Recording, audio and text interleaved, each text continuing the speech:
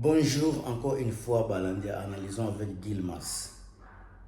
Je vais vous parler de qui est Werrason, qui est JB Mpiana dans la vidéo ici. Il y a beaucoup de gens qui ne font que parloter au lieu de vous expliquer, de faire les analyses sur le parcours de Werrason et le parcours de JB Mpiana pour mieux comprendre qui est en avance, qui a fait qui a fait quoi, qui est le véritable formateur. Alors, quand on regarde la généalogie du Wenge, quand on parle du Wenge, avant les Moulolo jusqu'à Pentagone, il y a beaucoup de choses à dire si tant que nous avons comparé Werrason, JB Mpiana. Alors, je vais parler d'abord de Werrason.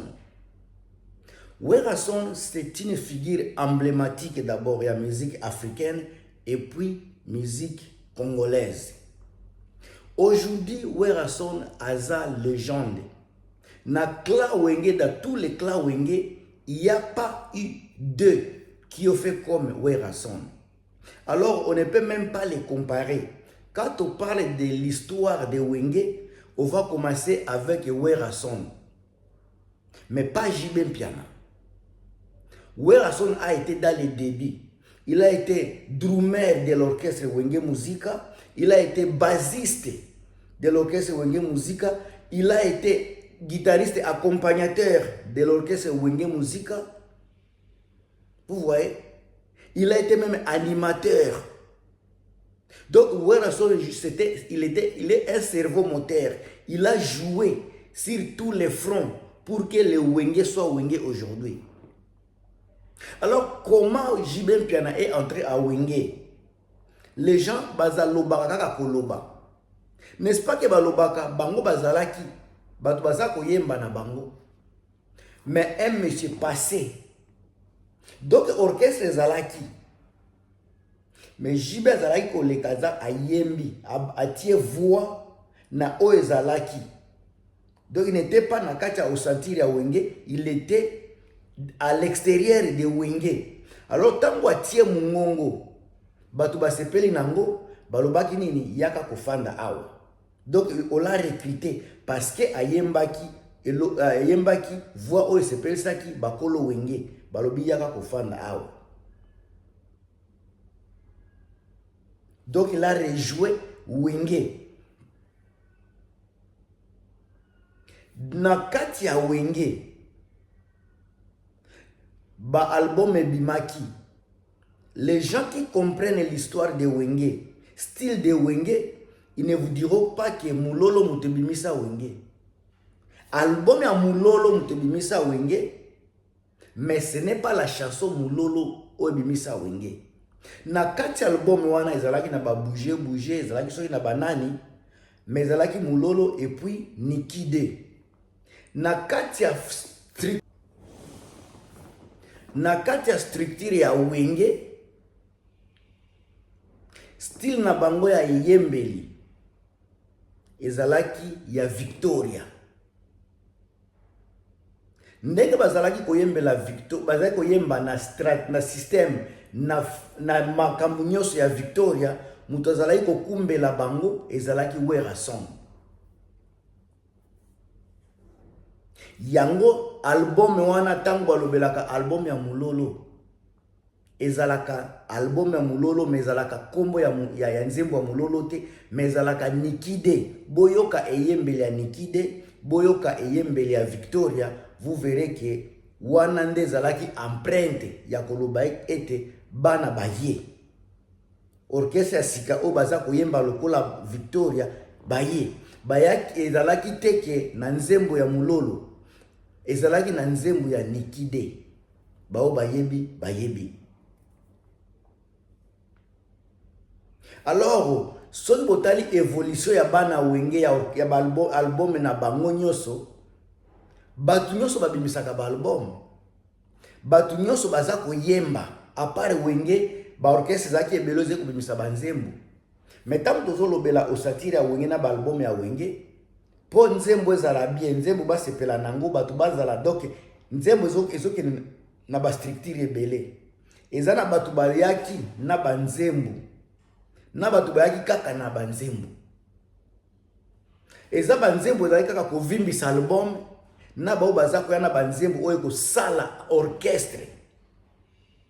Na banzembo oyo ezo esali orchestre na wenge muzika 4x4.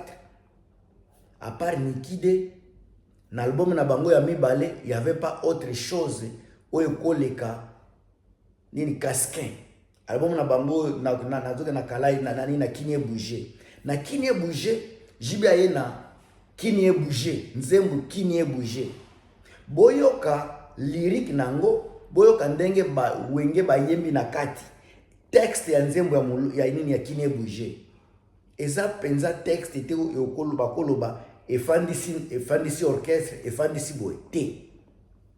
Par contre so boyoki Casquin, boyoka texte ya Casquin et yembeli na bango, même mélodie na ba rythme, c'était la chanson oyo ememaki Kinie Bouger. Certains titres ya Kinie Bouger ezalaki nango moto, nzembo ya moto. Mais la chanson oyo ba komi bolandi texte ya wenge, bolandi texte na katia banzembo nyonso ezalaki na nini na Kinie Bouger. En tout cas, Casquin elekaki Kinie Bouger. Et sozaki na nzembo moko pe princesse ya Ale Makaba yango pe zalaki, mais tango bozotala banzembo wana pona nga personnellement, Casquin eza nzembo encore zalaki nzembo moko dansante, mais soki boyoki texte ya nzembo dansante, ça vous dira qu'il y avait quelqu'un qui a travaillé vraiment. Toke na Kalai Bwingi. Na Kalai Bwingi, on a fait également des exploits. Jibe ayaki na Daniku, banzembo zalaki ebele wana ba Eve Sukali ya Blaise Bula, atouera so na Kalai Bwingi. Banzembo angonyo so botali bien, ezalaki banzembo dansante.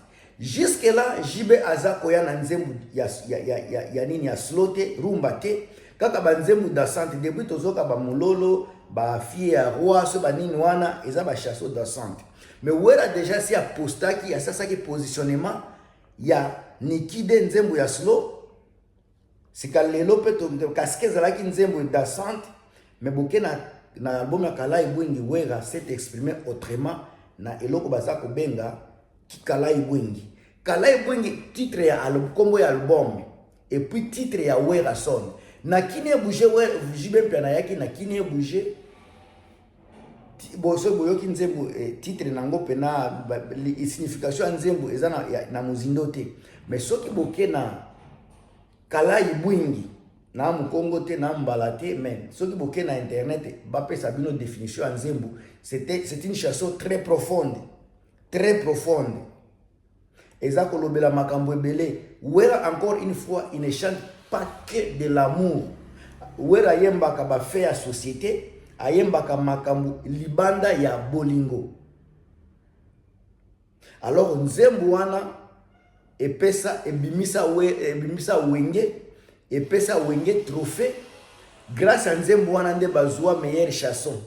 Tiba kabwana wenge panzana wenge etikala jamais kozwa trophée à part à Kalai Bwingi, wenge etikala pe kozwa meilleure chanson à part Kalai Bwingi. Donc Kalai Bwingi bima meilleure chanson et puis ça peut bango meilleur album et soit pe à trophée. Donc wera muto apesa orchestre mobimba panda tao bazala kinyoso. Wera qui a valorisé bango sur ba plat, ya ba récompense, ya ba reconnaissance internationale. Si katokomi koya na ba volume 1, volume 2, oyo pona bango tout, je pense que basala ki nini makambo ya malonga te, wera yaki na nini jugement par défaut, zalaki na sourire de vendeur, toza na plein fait pe yaki plein fait, esika wera yaki na nzembo ya nini ya Gino Kota. Donc il y a des choses, mais l'album lokola la vie nini voyage zalaki meilleure chanson pe donc eza pe meilleure chanson parmi ba chanson. Alors on a ignoré banzembo ba batu misusu te, nazolobela kaka awa na tozoloba jibe wera. Alors tina niveau ya dislocation, tina niveau be ko sala dislocation, na album na bango pe ya suka ya dislocation o ya Pentagone wera bimisaki 2 chansons héritier itele mozo ya pasi ayebaka pasi ya baninga nzembo wana apesa pe Koko Madimba. Soki tosali toyoki pe nzembo ya Jibe na kati album wana ezalaki na nzembo ya No Comment Schengen. No Comment Schengen, na bite so titre nango vraiment enikolo banini. Boyoki nzembo wana, boyoka banzembo wana, boyoka banzembo ya Wera na même album ya Pentagone, vous verrez que Wera a donné beaucoup na kati ya Wenge. Alors so kokabwana na bango bandeko, vous verrez que maison mère bakendeki na système kaka moko. Système ya ko travailler ensemble ndenge bazalaki na Wenge 4x4 et ko travailler ensemble, travail de l'équipe. Mais na BCBG babosanaki ko travailler à l'équipe. Soki botali banzemu na bango depuis bakabwana ti lelo ezalaka toujours ko louer JB. Ba animation ya nyonso kaka JB ko donc makamyo c'est JB. Même ba vocaux ya bato toujours JB. C'est ça wana ndesika bozomona différence. Orchestre moko eza orchestre o eza ko mema vraiment bato na réflexion na banzembu na histoire ko orchestre mususu eza orchestre ya louange nokoloba eza neti orchestre nini orchestre kaka za président amen mutu mususu tende za BCBG.